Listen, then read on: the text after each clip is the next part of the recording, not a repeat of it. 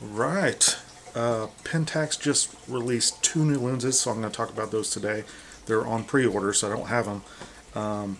Everybody wishes, or at least I wish, that they would have released the K3 Mark III. I think that's what everybody's waiting for. But the two lenses that they released, if you hadn't heard, are a 11 to 18 f 2.8. It's their DA Star lens, so it's a top of line glass through there, and then also a 35 millimeter f2 lens, which is a full frame lens. The 18 to or the 11 to 18 is just their crop censored format lens.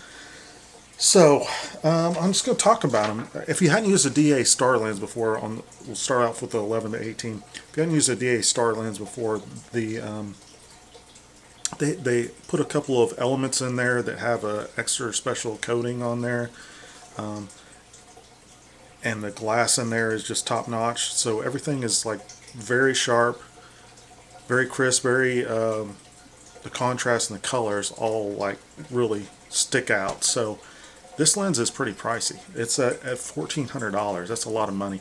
It is f2.8 constant throughout the focal range. It goes all the way up to f22 is the highest, or the most closed down that the aperture is. Instead of having that SDM, silent deadly motor, what a lot of people call it because it's been known to fail, it just has the DC motor, which is used in lots of lenses like the 18 to 135 if you have that, or the 20 to 40 and the 16 to 85 all use that same DC motor, direct current I think is what they call it. So it's less likely to fail than the SDM motor. Like I said, it has a couple of elements in there, which they do in these DA Star lenses that help out with the clarity and the color and such. It has 9 aperture blades. The closest focusing distance is about 1 foot. There's a little mark on the top of your camera, so that's from the sensor. Don't measure from the front of the element of the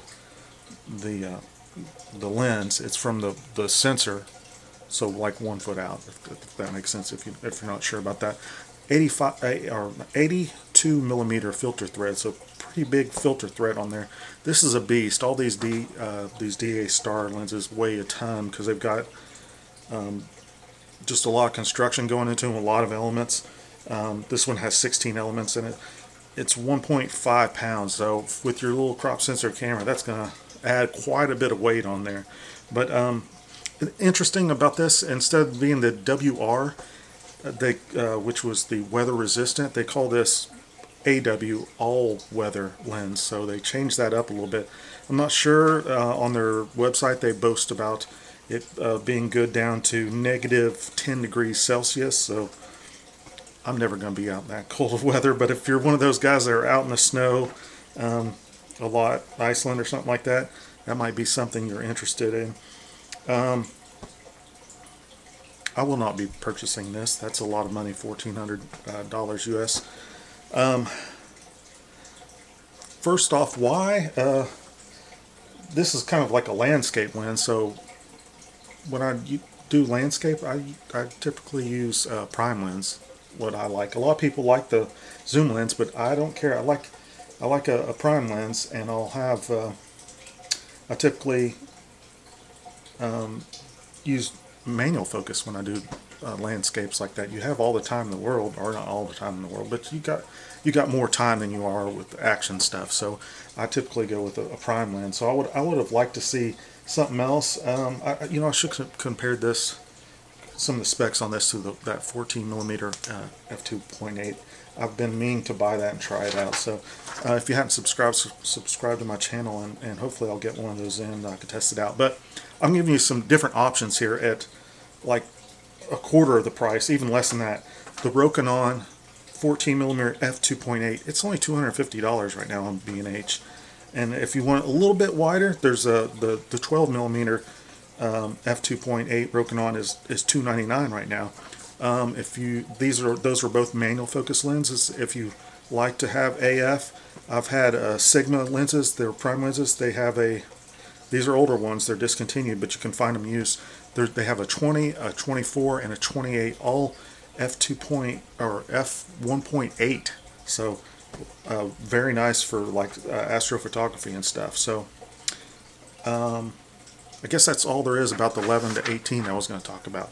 Now let's switch over to the 35 millimeter f2. Now, if you look at this, if you see the picture of this on B&H, it's $400 new, so it's a decent price. But look at it, and then look at the older version. It's the exact same thing. I'm not positive, but it just seems like this exact same thing. So I looked at the specs. They have an older version that is the super multi-coated version, full frame. These are both full frame, and it's $290. So it looks, Pentax did this years ago. They did their DA lenses, and they had the super multi-coated, and then they a few years later they just added a different type of coating, their HD coating, which was supposedly superior. But if you go on Pentax forums, you could see people did some comparisons, and there's not really that much difference. There was no reason to upgrade to the HD coating if you already had that lens, and I feel that's the same on this, because they both have 6 elements. They both have 12 inch minimum focusing distance and 49 millimeter filter threads, and they weigh 6.9 ounces.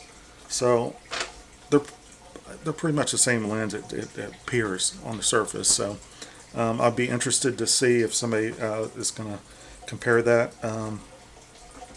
And I still hadn't bought this 35 millimeter, the old one, the f2. I've been meaning to find it cheap and just do a review on it, but there's one that I'm kind of wanting more than that, but it's a little pricier. If you're in that 35 millimeter, a little bit wider lens is that 31 millimeter limited lens. I really want to try that out. I hadn't tried that out. One of these days I'll try it out. So anyway, that's enough said on that. Are you going to buy either of these lenses? Let me know. Leave a comment below. And just if you're buying one, let me know. Let everybody know why you would buy those. And come on, Pentax, K3 Mark III, release it, please. All right, thanks for watching.